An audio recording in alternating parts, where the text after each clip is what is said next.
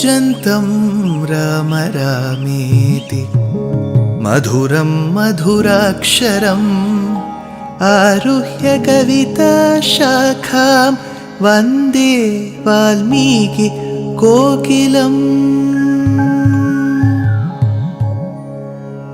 रामाय रामभद्राय रामचन्द्राय वेधसे रघुनाथाय नाथाय सीताया पतये नमः।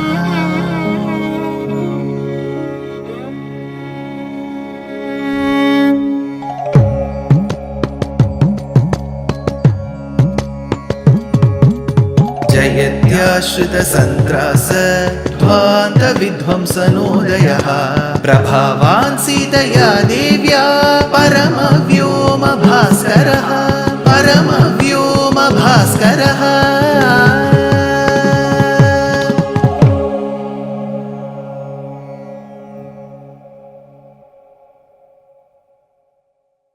श्रीमते निगमान्त महादेशिकाय नमः।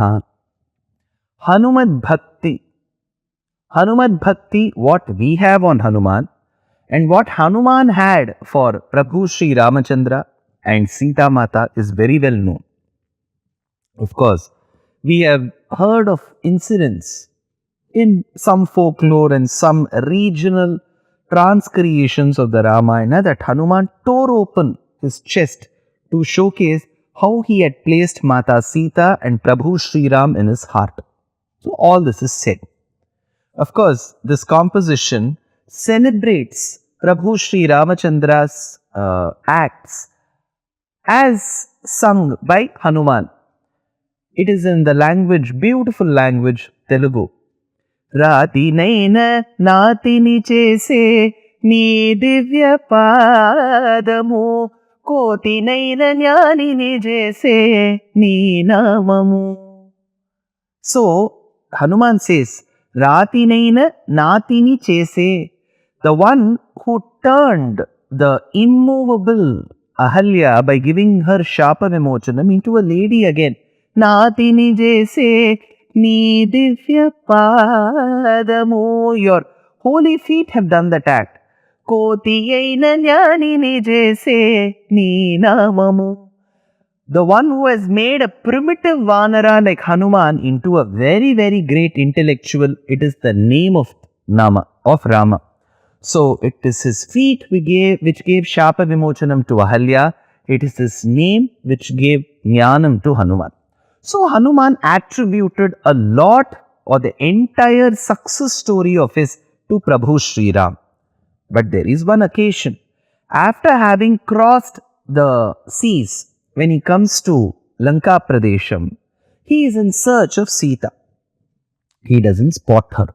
Then he realizes that it could be a mistake on his side, that he has not offered obeisances, namaskarams to Jagannatha Sita. That is when he says, Namostu tasyai janakatmajayai. Hey Janakatmaje, the daughter of Janaka, I offer my obeisances, pranamams to you. After having said so, he spots Ashokavanam. And as he goes into Ashokavanam tree after tree, he reaches the very well spread thick tree called Shimshupa. As he reaches Shimshupa Vriksham, from the top, while he looks down, he spots Sita. Avyakta rekhamiva chandra rekham, pramsuf pradugdhamiva hema rekham, kshatraprarudamiva chandra rekham. So he is able to decipher that this could be Ramapatni, Tarkayamasa Siteti. Through simple logic and reasoning, he concludes this should be Sita. After seeing Sita, now he sees the state in which she is seated, the state in which her face is, the state in which she has placed her emotions. After having Sita, just seen Sita, he hasn't even spoken a word to her. Now he concludes. Till now, he attributed all his success to Rama. He couldn't take a single mistake when somebody spotted on Rama. Now, after having seen Sita, he says, Dushkaram kritavan Rama. Rama has done something which is impossible. People say that I have crossed the seas and I have done something which is impossible. Rama has done something more than that. What is it? to live without Sita. Dushkaram kritavan Ramaha. Hinoya Danaya. He has done something which is so very condemnable. What is it, sir? What has he done? He has managed to survive after being separated from Sita. He is still drinking water, he is still eating food, he is still sleeping, and his face is as fresh as a newly blossomed lotus, as he says in Sundara Kandam. So, on what basis does he say that he is suffering from Sita's separation, Virahatapa? On the other hand, Sita has not had bath for days. There is a layer of dust over her. She has not been having food. She has become so thin. So, who is separated from whom and who is suffering without whom? Dushkaram kritavan Ramaha hinoya danaya. Now, Hanuman, is a very good speaker, an eloquent one. He says, hinoya danaya prabhu. He's Prabhu. Why is he Prabhu? To which the commentator says, Hanuman now thinks, see, Rama was very good at maintaining horses. Rama was very good at riding horses. Rama was very good at training elephants. Rama was able to manage a huge battalion of soldiers. Rama was able to do everything good. He was an excellent warrior, an excellent son. But one thing, he has never been able to understand a woman's mind and heart. So he is great. This is, I wish I don't give this example, but it's okay to take examples from other literature. So we have this famous speech of Mark Antony, who says, friends, Romans and countrymen, I come to bury Caesar, not to praise him. The evil that men do lives after them. The good is off, interred with their bones. So let it be with Caesar. The noble Brutus hath told me, Caesar was ambitious.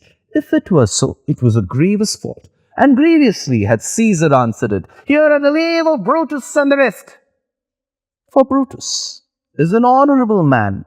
So, are they all honorable men? Come I to bury Caesar, he says. So, these are the lines of Mark Antony. So, when Mark Antony gives a speech, he doesn't accuse Brutus directly. He says Brutus is like this, and after having said so, he then concludes, but Brutus is an honorable man. So, he says he deserves our respect. Actually, Brutus was the one who killed Caesar. So, there is a way of talking. So, Hanuman doesn't accuse Rama directly. So, he says, Dushkaram kritavan Ramaha hinoya danaya Prabhu. See, he knows how to train horses, elephants, but he has never understood a woman's mind. Why? To which he says, there is a nama known to him. Women who longed for Krishna Darshana Lalasam. We have many bhaktas in Bharata Desham who were waiting for Krishna's darshanam, Gopika Stris. So, while they used to be severely tormented because of the separation from Krishna, they used to say, see, I am going to give a name to the Lord. Some say Vishwam, Vishnuho, Vashatkaraha, the one who has got all the auspicious qualities in him, the one who pervades the entire universe, the one who is the controller from the within, Vashatkaraha, the one who is the past, the present and the future, Bhuta, Bhavya, Bhavat, Prabhu. All these are the names of the Lord. The Gopika Stris would say, I will give another nama.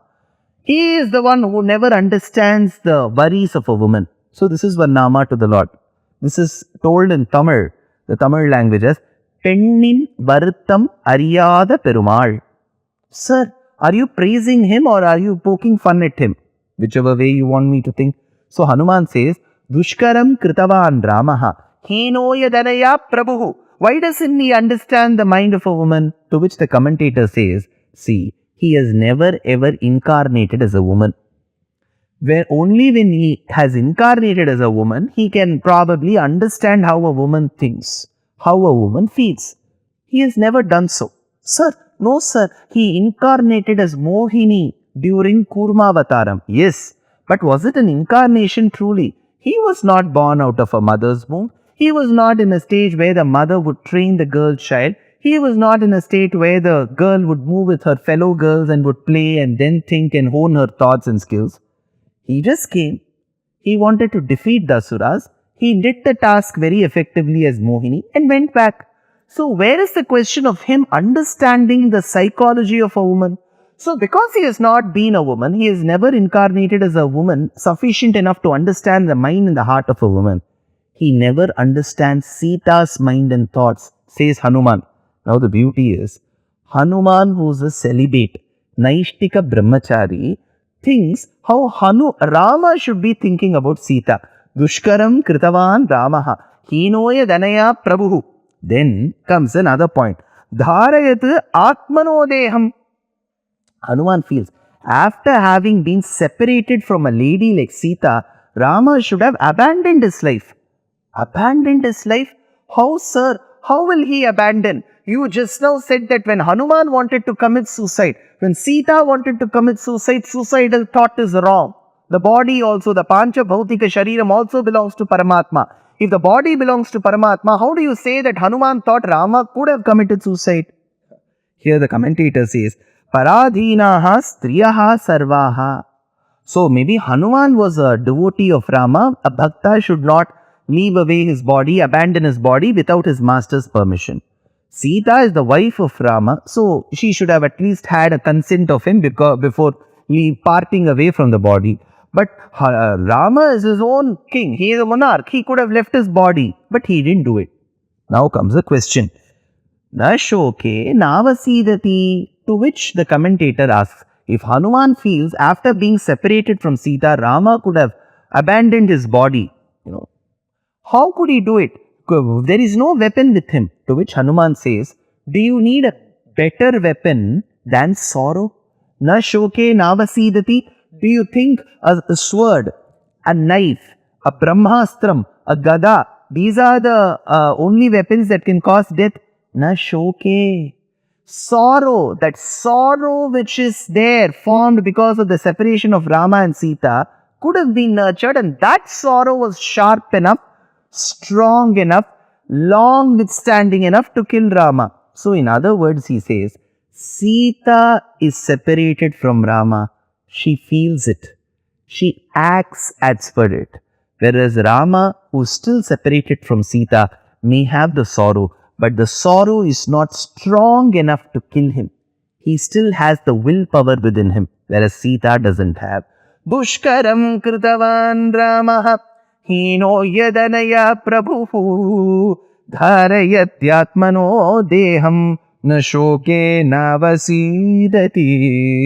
That is when Hanuman wonders. The Tamil poet Kamban, in his version of the Ramayana, says, whether by being in such a sorrowful state, by completely being lost in the thoughts of Rama, is she adding more glory to her existing glory? Is she adding glory to Rama? Is she adding glory to her father-in-law Janaka, or Dasharatha, or is she adding glory to her father Janaka?